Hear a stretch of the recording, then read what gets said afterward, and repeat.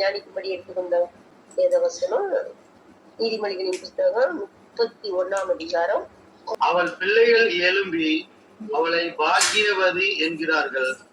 அவள் புருஷனும் அவளை பார்த்து, அநேகம் பெண்கள் குணசாலியா இருந்திருந்து நீயோ அவர்கள் எல்லாருக்கும் மேற்பட்டவள் என்று அவளை புகழ்கிறான். ஆமென். அருமையான தேவனுடைய பிள்ளைகளே, கர்த்தர் இந்த இடத்துல 2-3 பேரை வைத்து நம்மோடு பேசுகிறார். கணவன், மனைவி, பிள்ளைகள். இது முக்கியமான நம்மளுடைய குடும்பம். ஒவ்வொருவருக்கும் கட்டாயம் ஒவ்வொரு மனிதனும் தனியா இருப்பது நல்லதுல எப்பதுமே உருவாக்குவேன்னு சொல்லி ஒரு குடும்பமாய் கணவன், மனைவி, பிள்ளைகளை குறித்த செய்தியதான் இப்பொழுது நம்ம பார்க்க போகிறோம். அநேக பெண்கள் குணசாலியா இருந்ததுண்டு, நீயோ அவங்கள் எல்லாருக்கும் மேற்பட்டவள் என்று புகழுகிறான். யார் யாரை புகழ்கிறார்? மனைவியை கணவன் புகழுகிறார். அல்லேலூயா. மேல உள்ள வசனம் சொல்லுகிறது, அவள் பிள்ளைகள் எழும்பி அவளை பாக்கியவதி என்பார்கள். அவள் புருஷனும் அவளை பார்த்து, அநேக பெண்கள் குணசாலியா இருந்ததுண்டு, நீயோ. அல்லேலூயா. இன்னைக்கு நம்ம குடும்பத்துல எத்தனை பேர் கணவன் மனைவியை புகழுகிறார்கள், புகழப்பட்டிருக்கிறோம். பிள்ளைகள் எழுப்பி பாக்கியவதி என்று சொல்லுகிறார்களா? அப்படிப்பட்ட காலகட்டத்திலே நம்ம வாழ்ந்து கொண்டிருக்கிறோம். அப்படிப்பட்ட குடும்பத்தை கர்த்தர் தட்டி எழுப்பி ஆசீர்வதிப்பாரா? அப்படிப்பட்ட குடும்பமாய் நம்மளை குடும்பமாய் கட்டி எழுப்பும்படிக்கு இந்த வேளையிலே தேவ ஆவியானவர் நம்மளுக்குள்ளாய் இறங்கும்படியாக, தேவ மகிமை எங்க இருக்கிறதோ அங்கே இப்படிப்பட்ட குடும்பம் உருவாகும். அல்லேலூயா. பிள்ளைகள் நமக்கு கீழ்ப்படிந்திருக்கிறார்கள் இந்த நாட்கள். கணவன் நம்மளை புகழுகிறார். மனைவி கணவனுக்கு ஒரு குணசாலியான ஸ்திரியா இருக்கிறாளா? அல்லேலூயா. அதே அதிகாரம் 10ஆம் வசனம் சொல்லுகிறது, குணசாலியான ஸ்திரியை கண்டுபிடிப்பவன் யார்? அவனுடைய விலை முத்துக்களை பார்க்கிலும் உயர்ந்தவன். இங்கே ஒரு பெண்ணை பற்றி தான் இங்க சொல்லப்பட்டிருக்கிறது. இந்த 10ஆம் வசனத்திலிருந்து 31 வசனம் வரைக்கும் இந்த பெண்ணை குறித்து தான் சொல்லப்பட்டிருக்கிறது. அருமையான அந்த பெண்ணு என்னெல்லாம் செஞ்சிருக்கிறாங்க, எப்படி தன் குடும்பத்துக்கு ஒரு காரணக்காரியா இருந்திருக்கிறாங்க, ஒரு தூணா இருந்திருக்கிறாங்க, ஒரு எப்படி போது உழைத்திருக்கிறாங்க, அந்த குடும்பத்துல எத்தனை பேரை எப்படி எல்லாம் மகிழ்வித்திருக்கிறாங்க என்பதை நம்ம பார்க்கின்ற வேளையில அங்கே பார்க்கிறோம். சிறுமையானவர்கள் தன் கையை திறந்து ஏழைகளுக்கு தன் கைகளை நீட்டுகிறார். அந்த பெண்ணு பாருங்க, சிறுமையானவர்களுக்கு தன் கைகளை திறக்கிறாங்க. எத்தனை பேர் கை விரிக்கப்படுகிறது? அநேகருக்கு தனக்கு இருந்தாலும் வேதம் சொல்லுகிறது, 2 இருந்தா ஒன்றே. தனக்கு இருக்கிறதுலேயே எடுத்து மற்றவங்களுக்கு கொடுக்கிற பெண்ணாய் ஸ்திரியா இருந்தாங்க. கொடுக்கிறதே ஒரு வல்லவியா இருந்திருக்கிறாங்க இந்த குணசாலியான ஸ்திரீ. அவங்களுடைய பேரு பாருங்க, அவர் வியாபாரம் பிரயோசனம் உள்ளது என்று 18ஆம் வசனம் சொல்லுகிறது, அறிந்திருக்கிறார். வியாபாரியா இருந்திருக்கிறாங்க. எவ்வளவு வேலை அவங்க செஞ்சியும் அவங்க எவ்வளவு ஒரு குணசாலியான ஸ்திரியா இருக்கின்ற வேலையில தான் இத்தனையும் செய்ய முடியும். இந்த காலகட்டத்திலே ஆதியாகமத்துல பாக்குறோம், ரெபெக்காள் 10 ஒட்டகங்களுக்கு தண்ணி வார்த்தாங்க. இப்போ பைப்ல குழாயில தண்ணி வர்றதையே மொண்டு எடுத்து தண்ணி மற்றவங்களுக்கு கொடுக்கறதுக்கு பெண்கள் இஷ்டப்படுறாங்க. எல்லாம் லேட்டஸ்ட் மாடல், எல்லாம் ரெடிமேட். யாதி யாதி யாதி மேல யாதி வந்து கொண்டிருக்கிறது. அந்த காலத்துல அம்மி அரைப்பாங்க, குத்திதான் நெல் எடுத்து நெல்லை குத்தி அரிசி எடுத்து சமைப்பாங்க. ஒரு யாதியும் பார்த்ததே இல்லை. சுகர் என்றால் எத்தனோ 1000 பேருக்கு லட்சம்ல ஒண்ணுதான் அதிர்ஷ்டம். ஆனா இப்போ சுகர் இல்லை என்றால் அரிசி உழைக்கிற ஒரு பெண்ணா இருந்தாங்க இந்த குணசாலியான ஸ்திரீ. ஆகையினாலதான் அந்த பிள்ளைகள் எழும்பி அவளை பாக்கியவதி என்று சொல்லுகிறார்கள். இந்த காலத்து பிள்ளைகள் பாக்கியவதி சொல்லுகிறார்களா தாயை பார்த்து, தகப்பனை பார்த்து நீ பாக்கியவான் என்று சொல்லுகிறார்களா? சங்கீதம் 128 1வது வசனம் சொல்லுகிறது, கர்த்தருக்கு பயந்த ஒரு வழி நடக்கிறவன் எவனோ அவன் பாக்கியவான். அதை கை பிரயாசத்தை அவன் சாப்பிடுகிறானா? மனைவி கனித்தரும் திராட்சை கொடியை போல் இருப்பாளாம். யாருக்குதான் மனைவி கிடைக்கும்? கர்த்தருக்கு பயந்து அவர் வழியிலே நடக்கிற மனிதனுக்கு இப்படி குணஸ்தான ஸ்திரீ கிடைப்பாளாம். அல்லேலூயா. இது ஒரு விவாகத்தின் செய்தி. அதாவது இந்த இடத்துல எதற்காக அந்த வார்த்தையை பேசுகிறாரு என்று எனக்கு தெரியவில்லை. ஆவியானவர் பேசுகிற வார்த்தை. கணவன் மனைவிக்குள் எப்படி ஒரு இரண்டர கலக்கிற அனுபவம் வர வேண்டும். கணவன் மனைவிக்குள் ஒரு ஆவியின் சிந்தை வர வேண்டும். அன்பு, ஐக்கியம், சமாதானம். அதுதான் பவுலடியார் 1:7 சொல்லியிருக்கிறார். ஒரு மனைவியோட சரீரத்துக்கு கணவன் அதிகாரி, கணவனுடைய சரீரத்துக்கு மனைவிதான் அதிகாரி. இப்ப கணவனுக்கு மனைவி எதையும் செயல்படக்கூடாது. மனைவிக்கு மறைத்து கணவன் செயல்படக்கூடாது. கணவனுக்கு மறைத்து மனைவி செயல்படக்கூடாது. அது ஆதாம் ஏவாள் அதை செய்தார்கள். ஆகையினால பாவத்துக்குள்ளே முழு உலகமும் விழுந்தது. ஆனா இப்பொழுது புதிய ஆதாமாகிய கிறிஸ்து வந்து நாட்டின் ஒப்புரவாக்குபடிக்கு வந்தார். அந்த ஒப்புரவாக்குதலுக்குள்ளாய் நம்ம திரும்பவும் பிழைத்திருக்கிறபடினாலே, ஆவியிலே நம்ம திரும்பவும் திறந்திருக்கிறபடினாலே, ஒருவருக்கு ஒரு விட்டு கொடுத்து ஒருவரை நேசித்து ஏக சிந்தை உள்ளவர்களால் இருக்க வேண்டும் என்று தேவன் விரும்புகிறார். கணவன் மனைவியோட ஐக்கியம், அதை பார்த்து பிள்ளைகள் வளர்கிறார்கள். அந்த அன்பிலே அவர்கள் அன்பா இடைக்கட்டப்பட்டிருக்கிறதை பெண்கள் பிள்ளைகள் பார்க்கும் பொழுது, பெண் பிள்ளைகளும் சரி ஆண் பிள்ளைகளும் சரி, என் தாய் தகப்பன் எவ்வளவு சந்தோஷமா இருக்கிறார்களே என்ற ஒரு ஸ்கூலுக்கு போயிட்டு வந்த உடனே அந்த பிள்ளைகளுக்கு அம்மா எங்க அப்பா எங்க 2 பேரும் ஒன்னா வச்சு பார்க்கும் பொழுது அந்த பிள்ளைகளுக்கு எவ்வளவு சந்தோஷம் இருக்கு இல்லையா? ஒருத்தர் பக்கம் முடிச்சுட்டு ஒருத்தருக்கு உன் மூக்கு நல்லா இல்ல, மனைவியை பார்த்து கணவன், உன் கண்ணு நல்லா இல்ல, உன் காது நல்லா இல்ல, நீ என்னைய பார்க்காத, உன் மூச்சு பார்த்தது பிடிக்கல அப்படின்னு சொன்னா இந்த காலகட்டத்துல பிசாசானது எங்க கொண்டு வருவாங்க? ஒவ்வொரு கணவனும் மனைவியை பார்த்து நீ குணஸ்தாலியான ஸ்திரீ சொல்ல முடியுமா? அந்த நாட்டுல சொல்றவங்க பாய்க்கிறது கத்தர குடும்பத்தை கட்டி எழுப்பும்படியாக இந்த நாட்களே நம்ம சொல்லிட்டு. அதே போல மனைவி என்னைய பார்க்கவே மாட்டேங்கிறார், என்னை நேசிக்கவே மாட்டேங்கிறார். எங்க போயிட்டு ஒரு நாளும் வந்த உடனே மூச்சை தூக்கி வச்சுட்டு என்ன பண்ணிட்டு இத்தனை வருஷம் ஆச்சு, எனக்கு ஒரு பட்டு கூடைய கொடுத்தது உண்டா, எனக்கு ஒரு ட்ரெஸ் எடுத்து கொடுத்தது உண்டா? ஒரே புலம்பல். என்னை பார்த்தாவே அவருக்கு பிடிக்கல. எங்கேயோ போறாரு, எங்க வராரு, எப்ப வராரு தெரியல. அப்படி சூழ்நிலையில இந்த இளைஞர் கர்த்தர் சொல்லுகிறார், கர்த்தருக்கு பயந்த ஒரு வழி நடக்கிறவங்க குடும்பத்தை கட்டி எழுப்பி அன்பிலை இணைக்கட்டும்படிக்கு அன்பின் கயிர்களால் கட்டி இணைத்து தாய் தகப்பன் பிள்ளையாய் அன்பிலே பெருகும்படிக்கு இந்த நாட்களிலே செய்வார்கள். ஒருவரை புரிந்து கொள்ளும்படிக்கு, ஒரு நேசிக்கும்படிக்கு. சில வீடுகளுக்கு நான் பேருக்கு போயிருக்கிறேன், அவங்க கல்வியே பேசிக்குவாங்க. எப்படின்னா வந்துட்டோம், வீட்டுக்கு வந்துட்டாங்க, அவங்களுக்கு என்ன கொடுக்கலாம், எது பேசலான்னு பேசிப்பாங்க. அப்போ அவங்க இப்படி ஒரு தலையாசிப்பாங்க பாருங்க, உடனே மனைவி போய் நிற்பாங்க. 2 ரூமுக்கு அப்போ என்ன பேசும் தெரியாது, அடுத்த நிமிஷம் எல்லாம் ரெடி பண்ணி கொண்டு வருவாங்க. அது ஒரு இணைப்பு, இனம் தெரியாத இணைப்பு. ஒரு மனதினால் குடும்பத்துக்குள்ளே பிசாசானவன் ஒரு பொய் மூலமா உள்ள நுழைக்கிறான். அந்த பொய் தெரிஞ்சிச்சுன்னு பாத்துக்கோங்க மனைவிக்கு, அதுவும் நம்ம கணவன் போய் சொல்ல இப்படிதான் செய்தி செய்வாரா, இது உள்ள உறுத்திக்கிட்டே இருக்கிறது. அதே போல மனைவி கணவன் இன்னைக்கு பாக்குறோம், அநேக பெண்கள் தெரியாம, கணவன் தெரியாம வச்சு கொடுக்கறது, கடையில சீட்டு போடுறது, சினிமா போடுறது நிறைய. ஆனா நம்ம இதுல கிடையாது. இப்படிப்பட்ட சூழ்நிலையில அநேக குடும்பங்கள் பிரிந்து ஒட்டைந்து நொறுக்கி டைவர்ஸ் கிடைக்கு போயிட்டு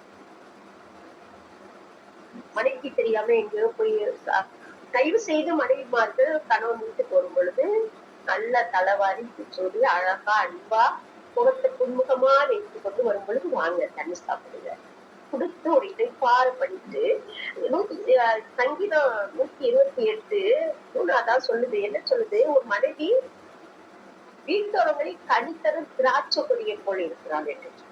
இந்த திராட்சை கொடி உடைய சுபாவம் என்ன தெரியுமா? ஒருத்தரை மயக்குவிக்கிறதா இருக்கிறது. அதுலதான் எடுக்கிறாங்க. இலைப்பார செய்வது ஓய். அதே சமயத்துல நீங்க திராட்சை ரசத்தை குடிச்சு பாருங்க, ஒரு ஒரு இலைப்பாறு வரும், ஒரு பெடன் வரும். அதுக்கு ஒப்பிட்டு இருக்கிறார் ஆண்டவர் நம்மளே பெண்களை. நாட்டு கொடிக்கு ஒப்பிட்டு இருக்கிறார். வந்த உடனே அவரை அரவணைத்து வாங்க, இன்னைக்கு எப்படி வேலை இருந்தது, கஷ்டப்பட்டீங்களா, எது கஷ்டமா இருந்ததா, எது சந்தோஷமா இருக்கீங்களா, காலைல பேசி பாருங்க, அவங்களை அரவணைச்சு பாருங்க, போய் தண்ணியை கொண்டு வந்து சாப்பிடுங்க, உட்காருங்க, அப்புறம் பேசலாம், நல்லா இருக்கீங்களா, நல்லா போட்டா சொல்லிட்டு அதுக்கப்புறம் பக்கத்து வீட்டுக்கு பிரச்சனை, அடுத்த வீட்டு பிரச்சனை, இது நடந்துச்சு அது நடந்துச்சு லெகுவாய் சொல்லும் பொழுது வந்த உடனேயும் பிரச்சனையை பிரிக்காதபடி. நமக்கு இருக்கிற பிரச்சனை வீட்டுல அது இல்ல இது இல்ல, சமைக்கிறது இல்ல, அவர் வருவாரு சமைக்கணும், ஆனா எதுவுமே இல்லாம இருக்கேன். டென்ஷன் தான். கணக்கான ஒரு பக்கம், பிள்ளைகள் ஒரு பக்கம், இவன் வந்துருவாரு சமைக்கணுமே, எவ்வளவு பாக்கணுமே, குடுத்த பாக்கணுமே. பெண்களுக்கு பல பிரச்சனைகள். ஆண்கள் ஒரே வேலையா போயிட்டு வரலாம், ஆனாலும் அவங்களுக்கு வேலையில பல டென்ஷன் வரும் பொழுதே அவங்களுக்கு ஒரு இன்புகமாய் இருந்து அவங்களை அரவணைத்து அவங்க பராமரிக்கும் பொழுது பெண்கள் அவங்க கொஞ்சம் கோபம் தணியும் பொழுது மற்றது அவங்க நமக்கு தெரியும். அவங்க குடும்பத்துல அவர் எப்படி இருப்பாரு, மனைவி எப்படி இருப்பாங்க, அவங்களுடைய சுபாவம் என்ன, அவங்களை எப்படி அருள் பண்ணலாம், அவங்களுக்கு கோபத்தை எப்படி ஊட்டலாம், இல்ல அவங்களை சந்தோஷத்துக்கு படுத்தலாம்னு தெரிஞ்சிருக்கோம். இத்தனை வருஷ காலங்கள் வாழ்த்திருக்கிறோம். அதுக்கு ஏற்ற மாதிரி உங்களுக்கு பல வருஷம் வாழ்ந்தாச்சு இதேதான் பார்த்துட்டு இருக்கோம்னு இருந்தோம்னா குடும்பம் கட்டப்பட முடியாது. குணஸ்தானியான இந்த நீதிமொழிகள் 10ல இருந்து நீங்க வீட்டுல இருக்கையில படிச்சு பாத்தீங்கன்னா தெரியும் அந்த அம்மா என்னெல்லாம் செஞ்சிருக்கிறாங்க. வியாபார கப்பலா இருந்துச்சு, தூரத்துல இருந்து ஆகாரத்தை கொண்டு வந்திருக்கிறாங்க. அதிகாலையில இருக்கோட எழுதி வேலைக்காரிக்கு வீட்டுக்கு ஆகாரம் கொடுத்து வேலைக்காரிக்கு படியிழப்பு இருக்கிறாங்க. இப்படிப்பட்ட பெண்ணுதான் பிள்ளைகள் எழுதி பாக்கியவதி என்று சொல்ல முடியும். இந்த காலத்துல அப்பா அது எழுதுனா உனக்கு இதே வேலையா போச்சு, ஏழை ஏறிக்கிட்டே இருக்கு, அப்போ என்னெல்லாமா சொல்லுங்க. நீ அந்த காலத்துல ஆளு அம்மா தலையை இப்படி வாராத, நல்லா வாரு, நல்ல லேட்டஸ்ட் வேற காரியம் வேற எல்லா காரியத்தை எதிர்த்து பேசுகிற உலகம் ஆயிடுச்சு. ஒண்ணு சொன்னா நாலு சொல்லுகிற காரியங்கள் ஆயிடுச்சு. ஆனா நம்ம பிள்ளைங்க அருமையான பிள்ளைங்க. உலகத்தையும் நம்ம குடும்பத்து பிள்ளைங்களையும் பார்க்கின்ற வேலையில கர்த்தர் நமக்கு எவ்வளவு அருமையான பிள்ளைகளை தந்திருக்கிறார், அருமையான கணவனை தந்திருக்கிறார், அருமையான மனைவியை தந்திருக்கிறார். அதை இந்த வேதத்தை வாசிக்கிற நாம் வேதத்தின்படி நடக்கும் பொழுது கட்டாயம் நம்ம குடும்பம் கட்டப்படும். உலகத்தாருக்கு நமக்கு வித்தியாசம் உண்டு. அநேக கணவர்கள் பொய், வஞ்சகம், துரோகம், அப்படியா தைரியமாய் இப்படிப்பட்ட காரியங்களை செய்துட்டு வீட்டுக்கு வரும் பொழுது என்ன நடக்குது என்று தெரியாது. அவனுடைய இருதயம், கணவனுடைய இருதயம் மனைவியை நம்புது. அவர் சொல்லுறாரு பாருங்க, அடுத்து 30வது வசனம் சொல்லுறது, சௌந்தரியமும் மனுஷனே உள்ளது, அழகும் வீண், கர்த்தருக்கு பயப்படுகிற ஸ்திரியே புகழப்படுவார். அது மாத்திரல்ல, அவள் கைகளின் பலனை அவளுக்கு கொடுங்கள், அவளுடைய செய்கைகள் வாசல்களில் அவளை புகழ்கிறது. அவளுடைய செய்கை வாசல்கள் அவளை புகழணும். அப்படிப்பட்ட பெண்ணை கண்டுபிடிக்கிறவள் யார்? அவளுடைய பிள்ளை முத்துக்களை பார்த்து. அந்த காலத்துல பெண்களை தேடி தேடி அலைகிறோம், ஆண்களை தேடி தேடி அலைகிறோம். சரியான செட்டு கிடைக்கல பிள்ளைங்களுக்கு. இந்த குடும்ப நாட்ல எப்படி இருக்குமோ, என்னவா இருக்குமோ தெரியல. படிப்பு இருக்கா, அறிவு இருக்கா, படிப்பு இருக்கா, அந்தஸ்து இருக்கா, பணம் இருக்கா, அதைத்தான் பாக்குறவங்க. அந்த பெண் தேவனால் நியமிக்கப்பட்டது. இது தேவனுடைய சித்தமா. ஆதாமுடைய விழா எலும்புல இருந்துதான் பெண்ணை ஏவாளை படைத்தார். இது என்னுடைய விழா எலும்பா? கேட்டிருக்கிறோமா? இது என்னுடைய விழாவா? தேவன் எத்தை நமக்காக வைத்திருக்கிறார், அதுதான் வேண்டும் என்பதை நம்ம காத்திருந்து பெற்றுக்கொள்வதை அருமையான ஈசாக்கு தியானம் பண்ணி கொண்டிருந்தார். அப்பொழுது அந்த பொண்ணு ஒட்டகத்தில் இருந்து வந்து இறங்கினார். அவரா பெண் பார்க்கல, லவ் பண்ணல, ஆண்டவராகி அவங்க அப்பா ஆபிரகாம் பார்த்த பெண்ணு அரேஞ்ச்மெண்டோட பெற்றுக்கொண்டார். தாயுடைய ஸ்தானத்துல கொண்டு போய் வைத்து அவளை திருமணம் கொடுத்து தாய் இழந்த இழப்ப, அந்த மனஸ்தாபத்தை, அந்த வேதனையை மனைவியை கொண்டு திரும்ப பெற்றுக்கொண்டார். அப்படிதான் இந்த குணசாலியான ஸ்திரியை கண்டுபிடித்தவர் யார்? அவளுடைய விலை முத்துக்களை பார்த்து உயர்ந்தது. அந்த குணசாலியான ஸ்திரியை ஒரு மனிதன் கண்டுபிடித்தால் அதை நம்ம பார்த்து இப்ப போகிறேன். ரூத்தின் புஸ்தகம் 3ஆம் அதிகாரம் 11 படிக்கலாம், 12ல இருந்து படிக்கலாம்.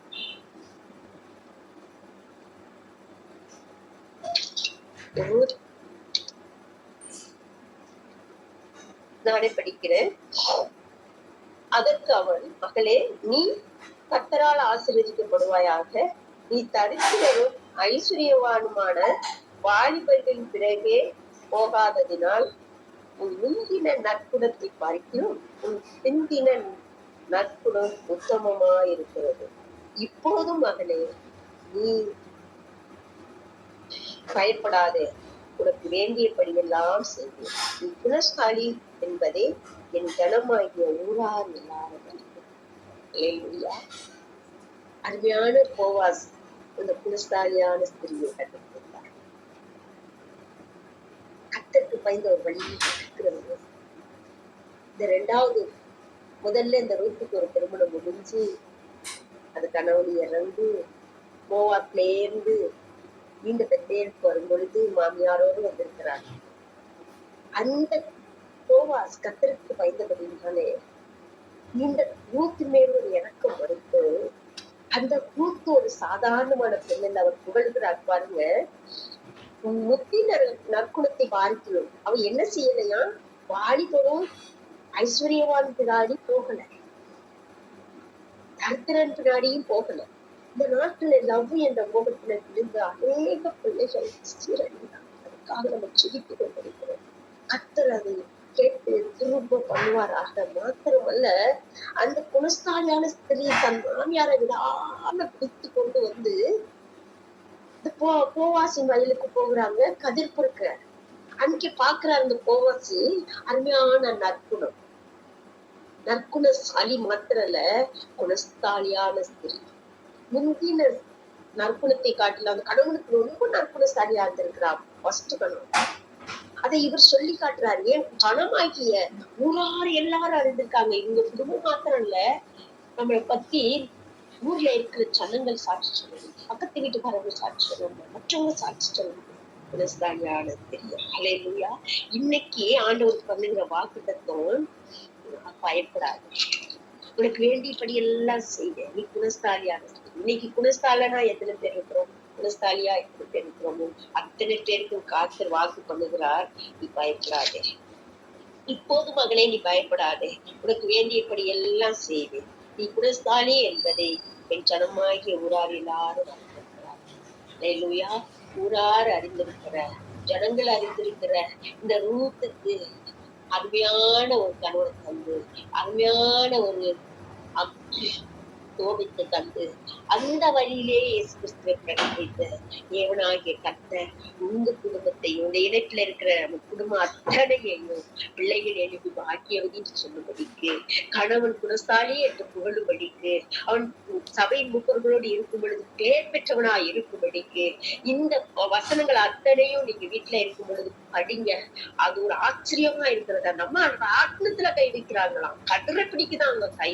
எத்தனை பேரை ஒரு விவசாயியா இருந்திருக்கிறாங்க, ராட்டினத்துல கை வைக்கிறவங்களா இருந்திருக்காங்க, பானைச்சட்டி செய்யறவங்களா இருந்திருக்காங்க. அது மாத்திரம் இல்ல, வியாபாரம் செஞ்சிருக்காங்க, வியாபார கப்பலா இருந்திருக்கிறாங்க, தூர தேசத்துல இருந்து ஆகாரத்தை கொண்டு வந்திருக்கிறாங்க, வெளிநாடு சென்றிருக்கிறாங்க, பல இடங்களுக்கு போயிருக்கிறாங்க, ஒரு வயலை விசாரித்து வாங்கி இருக்கிறாங்க, வர்த்தக இடத்துல துணி நெசுற வேலையை செஞ்சிருக்காங்க. ஒரு மனுஷி எத்தனை வேலை செஞ்சிருக்காங்க பாருங்க. அவ்வளவு இருந்து எல்லாரும் மூஞ்ச காட்டாம, முகை காட்டாம, நான் இவ்வளவு உழைக்கிறேனே, கஷ்டப்படுகிறேன் என்று முறுமுறுக்காம குடும்பத்தை கட்டி காக்கக்கூடிய ஒரு பொறுப்புள்ள குடும்பம். குடும்பத்துக்காக ஒரு இன்ட்ரெஸ்டிங்கா வேலை செஞ்சிருக்காங்க. மாத்திரல்ல அழகு அது மாய். கர்த்தருக்கு பயப்படுகிற ஸ்திரியே இவ்விதமாய் புகழப்படுகிறார். கர்த்தர்தாமே நம்மை நம்ம குடும்பத்தையும் ஆசீர்வதித்து புகழ்பெற்ற ஸ்திரியாய், புகழ்பெற்ற கணவனாய், மனைவியாய், பிள்ளைகள் எழுப்பி நல்ல பாக்கியவதி என்று சொல்ல முடியாது. பிள்ளைகளுடைய வாழ்க்கையில எந்த தடுமாற்றமும் இல்லாதபடிக்கு நேர் வழியில நடக்கிற பிள்ளைகளாய் தாய் தகப்ப வளர்க்கும்படிக்கு, கர்த்தரால் போதிக்கப்படும்படிக்கு பிள்ளைகள் கர்த்தரால் போதிக்கப்பட்டிருப்பார்கள். உன் பிள்ளைகளுடைய சமாதானம் பெரிதாய் இருக்கும். பிள்ளைகளை வர்த்திக்க பண்ணுகிற தேவனாகிய கர்த்தர் சங்கீதத்துல சொல்லப்பட்டிருக்கிறது. உங்களையும் உங்கள் பிள்ளைகளை நான் வர்த்திக்க பண்ணுவேன் என்று சொல்லுகிற இயேசு கிறிஸ்து உங்களையும் குடும்பத்தையும், நம்ம குடும்பத்தையும் பிள்ளைகளையும் அப்படியாய் வர்த்திக்க பண்ணுவாராக. கணவன் மனைவிக்கு சண்டை சச்சரவு இல்லாதபடி, பிரச்சனைகள் இல்லாதபடி, ஒருவனும் ஒற்றுமையை தந்து பிள்ளைகளும் எழும்பி நல்ல வேலையோடு, நல்ல கர்த்தருக்கு பயப்படுகிற பயத்தோடு, அவர்களுக்கு எதிர்காலத்தை செவியாய் கட்டி ஒருவனோடு ஆட்சியத்தை கட்டுகிறவர்களாக எல்லா பிள்ளைகளுக்குள்ளாயும், இந்த இணைப்பிலை இருக்கிற ஒவ்வொரு குடும்பத்துக்குள்ளாயும் தேவ ராட்சியம் வருவதாக. தேவனுடைய ராட்சியங்கள் ஒவ்வொரு குடும்பங்களுக்குள்ளாய், பிள்ளைகளுக்குள்ளாய், கணவன் மனைவிக்குள்ளாய் வரும்படியாக ஸ்திரியை கண்டுபிடிப்போம் யார்? உங்களுடைய விலை முத்துக்களை பார்க்கிறோம் உயர்ந்தது என்று சொல்லியிருக்கிறீங்களே. அப்படியா கர்த்தருக்கு பயந்த ஒரு வழியில் நடக்கிறவன் அவன் பாக்கியவான் என்று சொல்லியிருக்கிறீங்களே. கணவன் மனைவியை இப்படியா இங்க நடத்தி அப்பா கையின் பிரயாசங்களை வாய்க்க செய்து ஸ்தோத்தரிக்கிற பிள்ளைகள் பந்திய சுற்று ஒளியும்பட கன்றுகளை போய் இருக்க முடியாது. கர்த்தருக்கு பயந்தவர் அப்பா பயப்படுகிற மனிதன் இவ்விதமாய் ஆசீர்வதிக்கப்பட முடியாது. அதோட இல்ல, பிள்ளைகளை கண்டு சில பேருக்கு உண்டாகும் சமாதானத்தை காணும்படியாக ஒப்பு கொடுத்துச்சு. உங்களையும் குடும்பத்தையும் பிள்ளைகளையும் அடியாளையும் அந்த இணைப்பில இருக்க ஒவ்வொரு பிள்ளைகளையும் உங்க கருத்துல தருகிறோம். அப்படியா இந்த வண்ணமாகவே உங்க குடும்பம் தலைக்கும்படியாக ஒருமன ஒற்றுமை, ஏக சிந்தை, சமாதானத்தை தாங்காங்க, சந்தோஷத்தை தாங்க. பிள்ளைகள் தாய் தகப்பனுக்கு கீழ்ப்படிந்து இருப்பார்களாக. கணவன் மனைவிக்கு அப்பா கடன் பண்ணும்படியாக, மனைவி கணவனுக்கு கீழ்ப்படியும்படியாக எல்லாவற்றையும் வெட்ட வெளிச்சமா இருந்து சந்தோஷ வாழ்க்கையை வாழ்ந்து உடைய ராட்சியத்தை கட்டி உடைய ராட்சியத்துக்கு நாங்க வர தாழ்த்தி அர்ப்பணிக்கிறோம். இயேசு நாமத்தில் ஜெபிக்கிறோம். நம்ம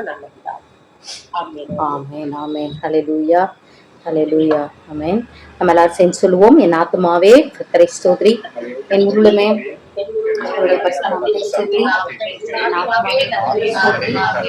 கர்த்தர் செய்த சகல வார்த்தையும் ஆமென்.